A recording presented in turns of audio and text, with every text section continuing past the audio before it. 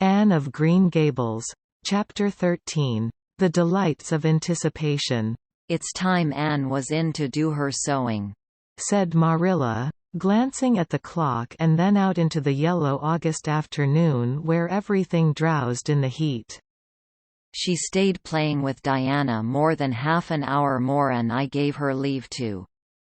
And now she's perched out there on the woodpile talking to Matthew, 19 to the dozen, when she knows perfectly well she ought to be at her work. And of course he's listening to her like a perfect ninny. I never saw such an infatuated man. The more she talks and the odder the things she says, the more he's delighted evidently. Anne Shirley, you come right in here this minute, do you hear me?" A series of staccato taps on the west window brought Anne flying in from the yard, eyes shining, cheeks faintly flushed with pink, unbraided hair streaming behind her in a torrent of brightness. "Oh, Marilla," she exclaimed breathlessly. "there's going to be a Sunday school picnic next week, in Mr. Harmon Andrews's field, right near the Lake of Shining Waters. And Mrs. Superintendent Bell and Mrs. Rachel Lynde are going to make ice cream, think of it, Marilla, ice cream.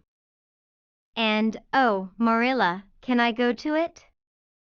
"Just look at the clock, if you please, Anne. What time did I tell you to come in?" 2 o'clock, but isn't it splendid about the picnic, Marilla? Please can I go? Oh, I've never been to a picnic. I've dreamed of picnics, but I've never. "Yes, I told you to come at 2 o'clock. And it's 2:45. I'd like to know why you didn't obey me, Anne."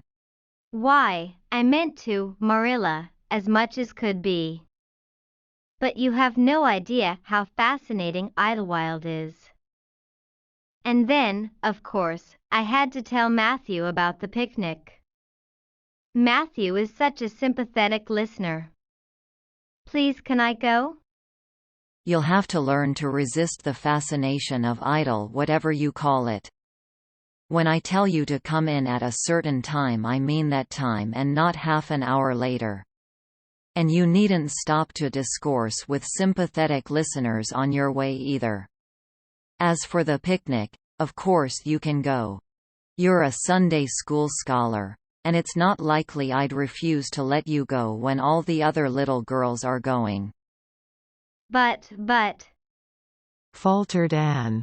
Diana says that everybody must take a basket of things to eat. I can't cook, as you know, Marilla.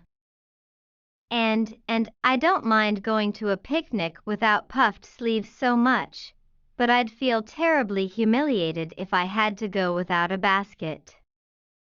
It's been preying on my mind ever since Diana told me. "Well, it needn't prey any longer. I'll bake you a basket." Oh, you dear good Marilla. Oh, you are so kind to me. Oh, I'm so much obliged to you. Getting through with her ohs, Anne cast herself into Marilla's arms and rapturously kissed her sallow cheek. It was the first time in her whole life that childish lips had voluntarily touched Marilla's face. Again that sudden sensation of startling sweetness thrilled her. She was secretly vastly pleased at Anne's impulsive caress, which was probably the reason why she said brusquely, There, never mind your kissing nonsense. I'd sooner see you doing strictly as you're told. As for cooking, I mean to begin giving you lessons in that some of these days. But you're so feather-brained, Anne. I've been waiting to see if you'd sober down a little and learn to be steady before I begin. You've got to keep your wits about you in cooking and not stop in the middle of things to let your thoughts rove all over creation. Now, get out your patchwork and have your square done before tea time." I do not like patchwork, said Anne dolefully, hunting out her work-basket and sitting down before a little heap of red and white diamonds with a sigh. I think some kinds of sewing would be nice, but there's no scope for imagination in patchwork. It's just one little seam after another and you never seem to be getting anywhere. But of course I'd rather be and of Green Gables sewing patchwork than and of any other place with nothing to do but play. I wish time went as quick sewing patches as it does when I'm playing with Diana though. Oh, we do have such elegant times, Marilla. I have to furnish most of the imagination, but I'm well able to do that. Diana is simply perfect in every other way. You know that little piece of land across the brook that runs up between our farm and Mr. Barry's? It belongs to Mr. William Bell, and right in the corner there is a little ring of white birch trees, the most romantic spot, Marilla. Diana and I have our playhouse there. We call it Idlewild. Isn't that a poetical name?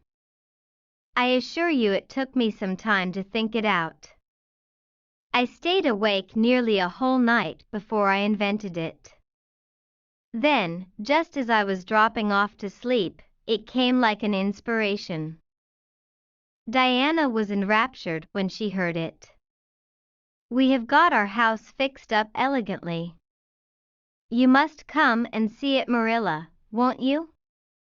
We have great big stones, all covered with moss, for seats, and boards from tree to tree for shelves. And we have all our dishes on them. Of course, they're all broken, but it's the easiest thing in the world to imagine that they are whole. There's a piece of a plate with a spray of red and yellow ivy on it that is especially beautiful. We keep it in the parlor, and we have the fairy glass there too. The fairy glass is as lovely as a dream. Diana found it out in the woods behind their chicken house. It's all full of rainbows, just little young rainbows that haven't grown big yet, and Diana's mother told her it was broken off a hanging lamp they once had. But it's nice to imagine the fairies lost it one night when they had a ball, so we call it the fairy glass. Matthew is going to make us a table.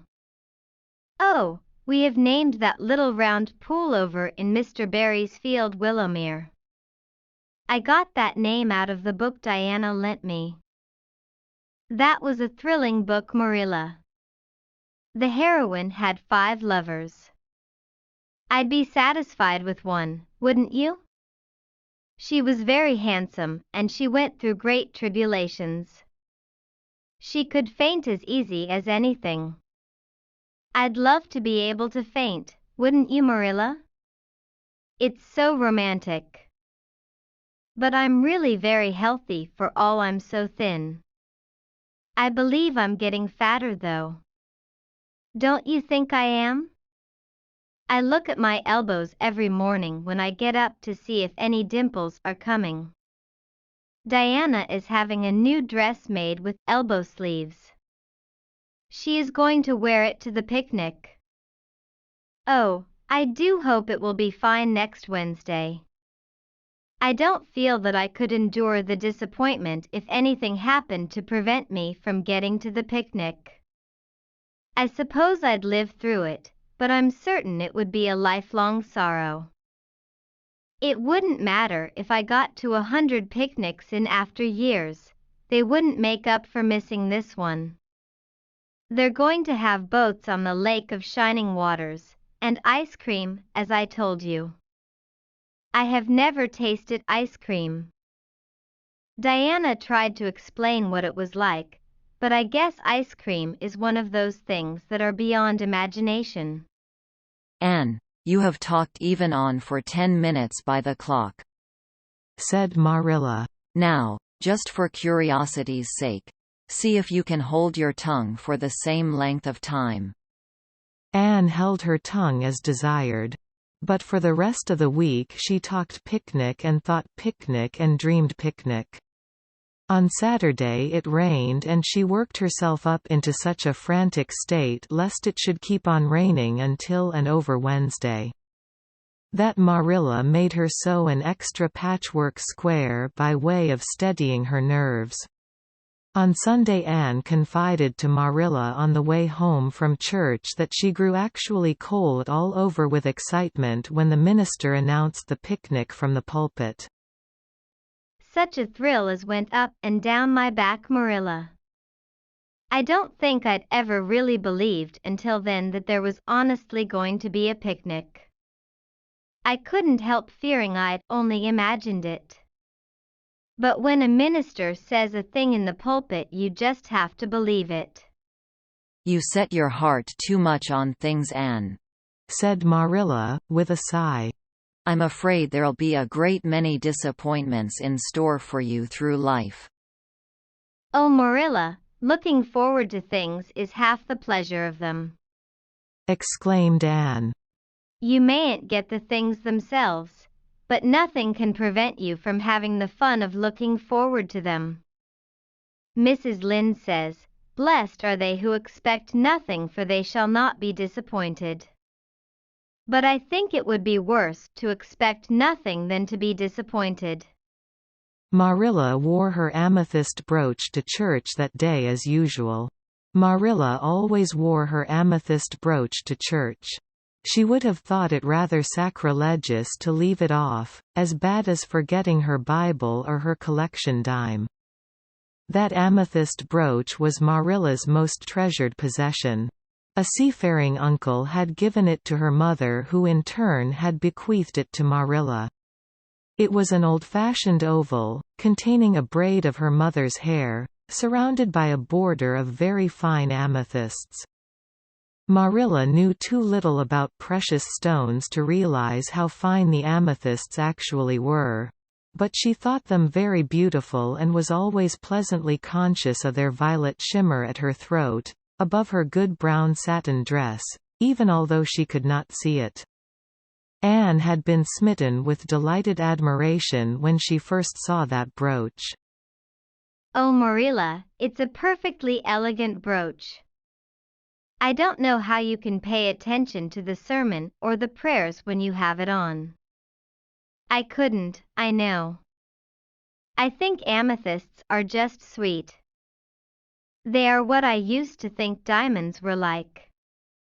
Long ago, before I had ever seen a diamond, I read about them and I tried to imagine what they would be like.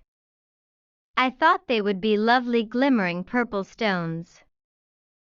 When I saw a real diamond in a lady's ring one day, I was so disappointed I cried. Of course, it was very lovely, but it wasn't my idea of a diamond. Will you let me hold the brooch for 1 minute, Marilla? Do you think amethysts can be the souls of good violets? End of chapter 13.